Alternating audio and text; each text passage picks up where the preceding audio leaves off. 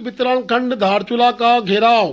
विद्युत वितरण खंड कार्यालय धारचूला का आज सागर सिंह बिष्ट के नेतृत्व में घेराव किया गया। सागर सिंह बिष्ट ने उमचा में लाइट नहीं होने की बात को उठाकर प्रमुखता से आज हाइडिल के गेट पे धरना प्रदर्शन कर दिया और इस धरना प्रदर्शन में साथ देने के लिए सुरेश जेठा जिला पंचायत सदस्य, साथ में हरिंदर दानू व अन्य लोग उपस्थित रहे। सागर सिंह बिष्ट का कहना था कि उमचा की घोर लापरवाही विद्युत विभाग के द्वारा की जा रही है।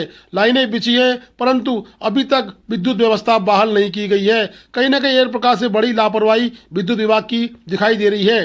दीनदयाल उपाध्याय योजना के तहत उक्त लाइनें पूर्व में बिछ चुकी हैं, लेकिन अभी तक वहां पर बल्ब नहीं जलाया गया है, जो कि एक सोचनीय प्रश्न है।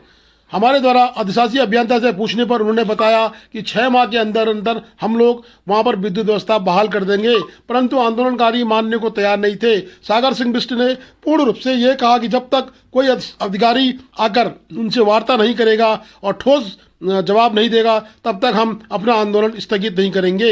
आंदोलन के उपरांत उन्होंने आशुतोष जोशी को एक ज्ञापन भी सौंपा। उस ज्ञापन में उन्होंने समय अवधि दी है। जिस तरह एसडीओ से बात हुई थी उसके आधार पर समय अवधि देने के उपरांत उन्होंने उप जिलाधिकारी धारचूला से भी आज मुलाकात की। ज्ञापन में उन्होंने स्पष्ट रूप से कहा है कि अगर विद्युत व्यवस्था तत्काल बहाल नहीं की गई तो बड़ा जन आंदोलन देखने को मिलेगा। ज्ञापन व उप जिलाधिकारी से मुलाकात करते हुए सागर सिंह बिष्ट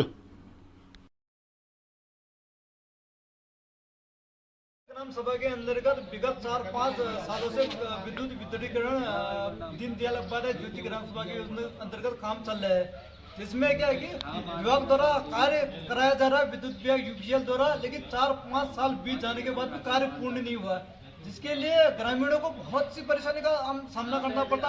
विद्युत की आपूर्ति के कारण लोगों के घरों में ना टावर कनेक्शन हो पाता आपदा के कारण। एक तो हमारा क्षेत्र वैसे संबंधित क्षेत्र है, उसके बाद लोगों को घर में लाइट नहीं होता, कभी आपदा आती है विद्युत कनेक्शन अबाधित रहता है, कभी शादी ब्याह होती है उसमें भी विद्युत कनेक्शन अबाधित रहता है। 4-5 साल बीत जाने के बाद सरकार द्वारा कार्य कराया जा रहा है, लेकिन विभाग द्वारा कार्य पूर्ण नहीं कराया जा रहा है। इसमें ठेकेदार का हमें जो जानकारी मिली, ठेकेदार के पूर्ण यहाँ पे फाइनल बिल हो चुके हैं, उसके बाद भी ग्रामीणों को आज भी विद्युत की आपूर्ति का सामना करना पड़ता। लोग अंधेरे में जीवन जी रहे, जिसकी संपूर्ण जिम्मेदारी यूपीसीएल विभाग की बनती, जिसके लिए आहत होकर आज मेरी नीति के आधार इसलिए बनती कि जो क्षेत्र के लोगों ने हमें एक जनप्रतिनिधि के नाते की चुना है, उन लोगों की जीवन आपूर्ति जो विद्युत कनेक्शन विभाग द्वारा लाभ पाने के कारण हम लोग को अनशन में बैठना पड़ रहा है, जिसकी संपूर्ण जिम्मेदारी विभाग की है।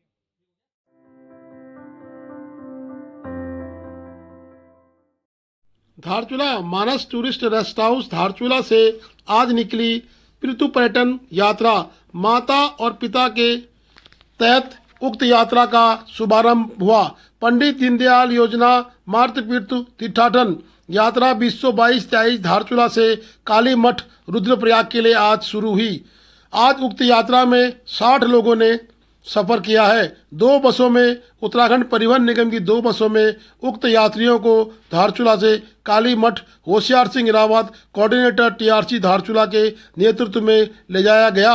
उक्त यात्रा में महिला व पुरुष 60 वर्ष से ऊपर के संयुक्त रूप से धारचूला के लोग शामिल थे। गजब का उत्साह देखने को मिला। वृद्धजन काफ़ी खुशी महसूस कर रहे थे। दिवेश शासनी संयुक्त मजिस्ट्रेट के द्वारा हरी झंडी दिखा के उक्त वाहनों को रवाना किया गया। संयुक्त मजिस्ट्रेट ने बताया कि काली मठ तक जाने के बाद यात्रा 20 तारीख को समापन होगा। वापस धारचूला लाकर उक्त यात्रियों को पुनः उनके घरों को भेजा जाएगा। दिवेश शासनी के साथ मेडिकल की टीम भी उपस्थित थी। होशियार सिंह रावत कोऑर्डिनेटर ने बताया कि 60 यात्री हैं जो आज यहाँ से जाएंगे, आज बैजनाथ कौशानी, और कल को जाएंगे बैजनाथ कौशानी से रुद्रप्रयाग, और रुद्रप्रयाग काली मठ के दर्शन करके वापस यात्रा 4 दिन की यात्रा है। धन्यवाद। होशियार सिंह रावत केएमएम से कोऑर्डिनेटर हूँ।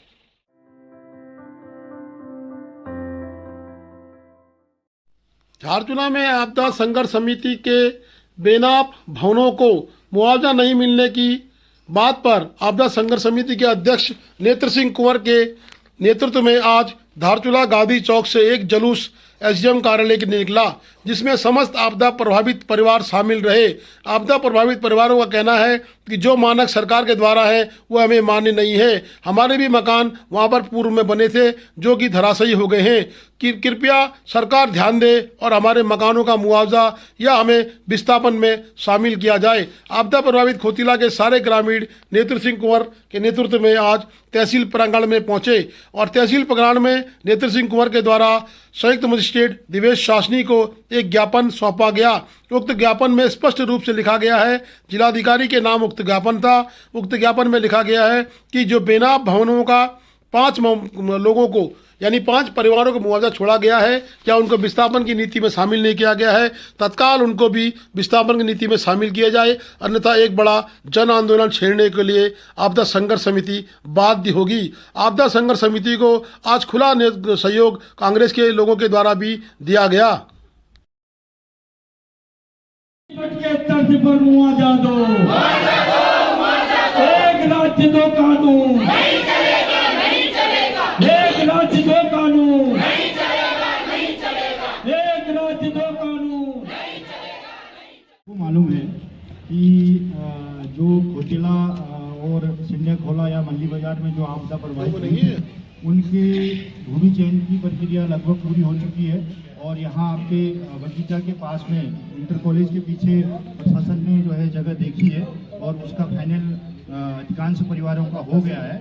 अब हमारी सेकंड बात जो माननीय उप जिलाधिकारी महोदय से परसों की मीटिंग में हुई थी, उसके अनुसार आपके अनुसार बेनाम में जो थे उनका पुनर्वासित नहीं हो पाएगा, ये आपके कथन थे। तो उसी के तहत हमने आज एक जो धरना प्रदर्शन और जिलाधिकारी को ज्ञापित एक पत्र लिखा है, जिसका विषय है बेनाम भूमि में बसे खोतिला आपदा प्रभावितों को राहत देने के अनुसार जो वो आपदा राहत है उसके अनुसार पुनर्वासित कराने बाबत। महोदय, विशेष सादर निवेदन इस प्रकार है कि विगत वर्ष देवी आपदा से खोतिला धारचूला में कई परिवार पूर्ण रूप से प्रभावित हुए हैं, जिसमें से अधिकांश परिवारों का पुनर्वासित कराने हेतु कार्रवाई शुरू कर दी गई है। ये आपने हमको बताया है। माननीय विधायक जी के अनुसार जो उन्होंने किया है, शासन में भी अगर ये प्रकार की नियमावली चेंज नहीं होती तो पूरे क्षेत्र के आपदा प्रभावितों को और समस्त जनप्रतिनिधियों को साथ लेकर के हम बड़ा आंदोलन करने के लिए बाध्य रहेंगे। ये ज्ञापन इसलिए आपको हम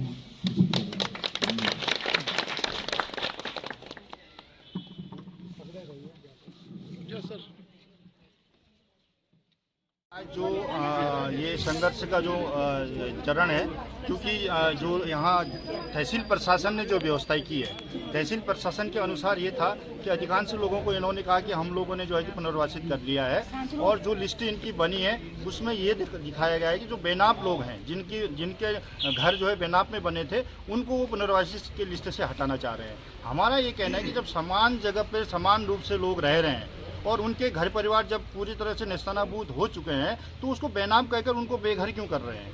भाई वो भी तो उसी कंडीशन में आपदा के अकालग्रस्त रहे हैं। तो हमारी मांग है कि हमने जिलाधिकारी को ज्ञापित पत्र में लिखा है कि जिलाधिकारी इस विषय में संज्ञान ले और उनको भी आपदा प्रभावित मानते हुए उनको पुनर्वासित करे। ये हमारी आज मांग है। अगर जिलाधिकारी महोदय भी असमर्थता दिखाते हैं तो इसके लिए हमको जिले में अगर धरना प्रदर्शन करना पड़े या फिर आगे भी आंदोलन करना पड़े तो हम बाध्य रहेंगे, क्योंकि पूरा धारचूला विधानसभा क्षेत्र इस प्रकार का कल आएगा, क्योंकि अधिकांश लोगों के पास भूमि नहीं है, भूमिहीन है और बेनाम में उनके घर बने हैं। अगर वो कल आपदाग्रस्त हो जाते हैं तो इस परिस्थिति में शासन और प्रशासन का ये रवैया रहेगा तो फिर तो लोगों के लिए बड़ी बेचैनी का विषय है। ये सवाल सबके लिए है। हम सभी राजनीतिक दलों से, सामाजिक सेवी संस्थाओं से और जो लोग आए हैं उन लोगों से और पत्रकार महोदयों से ये अनुरोध करना चाहते हैं कि इस विषय को आप प्रमुखता से उठाएं, क्योंकि ये बेनाम वाला मुद्दा जो है माननीय विधायक जी ने सदन में भी उठाया है और इसको सरकार को मानना भी चाहिए, क्योंकि ये राज्य ही इसलिए बना है, पहाड़ों में इस विकट परिस्थितियां हैं। इन परिस्थितियों को देखते हुए इन लोगों को भी पुनर्वासित किया जाए और मानक में लिया जाए, ये हमारी मांग है।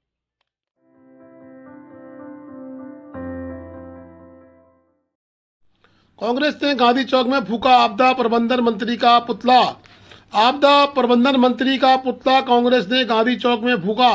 संयुक्त रूप से आज कांग्रेस के लोग और आपदा प्रभावित गांधी चौक में एकत्रित हुए और गांधी चौक में उन्होंने मंत्री का पुतला दहन किया। जोशीमठ को अलग मुआवजा और धारचूले को मुआवजे की दर्ज में भी नहीं रखने पर सदन में नहीं हुई चर्चा धारचूले के नाम में, जिसमें विधायक ने भी आपत्ति दर्ज की थी। आज कांग्रेस के लोगों ने बड़ी आपत्ति दर्ज कर पुतला दहन का कार्यक्रम गांधी चौक में किया।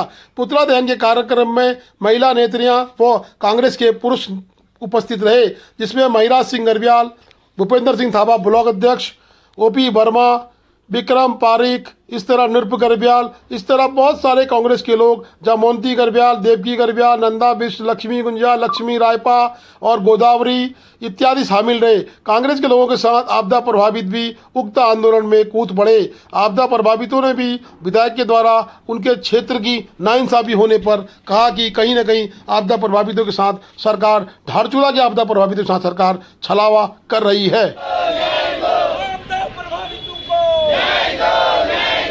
सीमांत क्षेत्र की अनदेखी नहीं सहेगी, नहीं सहेगी। सीमांत क्षेत्र की अनदेखी नहीं सहेगी, नहीं सहेगी। सीमांत क्षेत्र आपदा प्रभावितों को, आपदा प्रभावितों को एक राज्य दो कानून, एक राज्य दो कानून।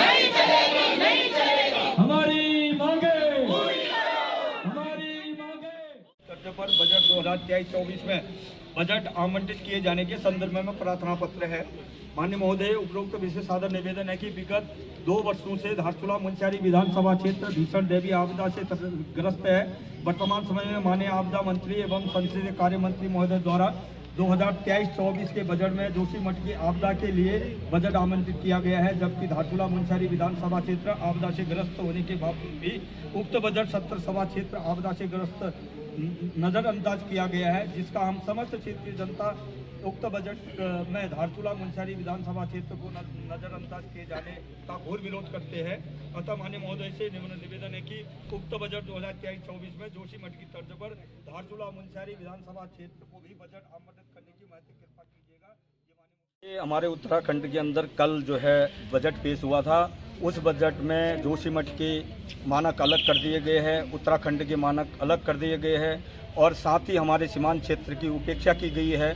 और हम लोगों ने आज उसी संदर्भ में हमारे संसदीय कार्य मंत्री एवं आपदा मंत्री प्रेम अग्रवाल जी का घोर विरोध करते हुए हम लोगों ने यहाँ पर जुलूस प्रदर्शन करके और यहाँ पर ज्ञापन प्रेषित किया है। ज्ञापन माननीय मुख्यमंत्री के संबोधन में हमने ज्ञापन प्रेषित किया है और साथ ही अनुरोध किया है हम लोगों ने कि एक राज्य दो कानून नहीं चलेगा और एक राज्य दो कानून चलता है तो हमारे आपदा प्रभावितों को जो है यहाँ पर नुकसान हो रहा है, इसलिए आपदा प्रभावितों को अतिशीघ्र मुआवजा दिया जाए और अतिशीघ्र उनका पुनर्वासित किया जाए। और जो 2 कानून के हिसाब से जोशीमठ को ही अत्यधिक पैसे दे दिए गए हैं, हमारे धारचूला और मुंशियारी क्षेत्र की उपेक्षा की गई है।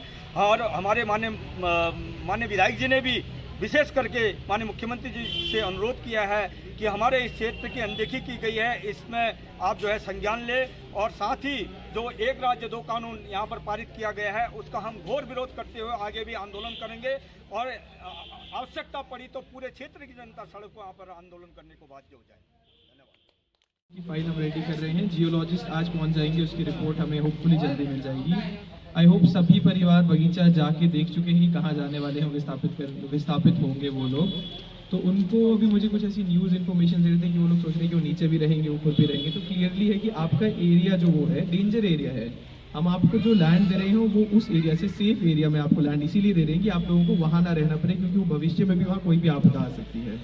इसीलिए आप लोग अपनी जो भी आपसे डॉक्यूमेंट मांगे जाएंगे आप उसमें आप थोड़ा हेल्प कर दीजिएगा हमारे रेवेन्यू ऑफिशियल्स का भी, ताकि हम आपकी फाइल जल्दी तैयार कर पाएँ।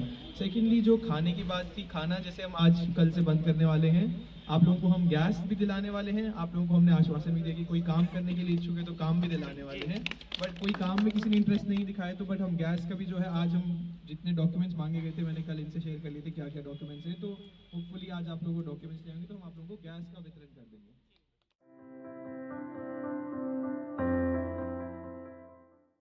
36वीं वाहनी लोहाघाट के द्वारा मार्चा में लगाया गया मेडिकल कैंप। मार्चा के लोगों ने मेडिकल कैंप का लाभ उठाया। मेडिकल कैंप में जहां एक तरह वेटनरी के कैंप भी लगाया गया जिसमें जानवरों का भी इलाज किया गया। 36वीं वाहनी लगातार इस तरह के कैंप आयोजित कर रही है। मैं शांति सिपाल ग्राम प्रधान सीटू। आज ग्राम पंचायत सीटू में भारतीय तिब्बत सीमा पुलिस बल 36वीं वाहिनी लोहाघाट से निःशुल्क पशु चिकित्सालय के शिविर लगाया गया। उनको बहुत बहुत धन्यवाद देना चाहते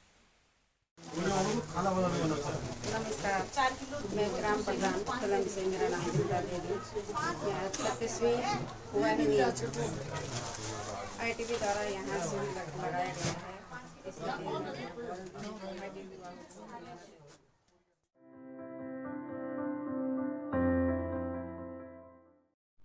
आपदा संघर्ष समिति ने नेत्र सिंह कुंवर के नेतृत्व में आज सिंचाई विभाग के अधिशासी अधिकारी से वार्ता की। एल्दारा में कार्य की देरी पर उन्होंने नाराजगी जताते हुए जल्द कार्य करने की बात की।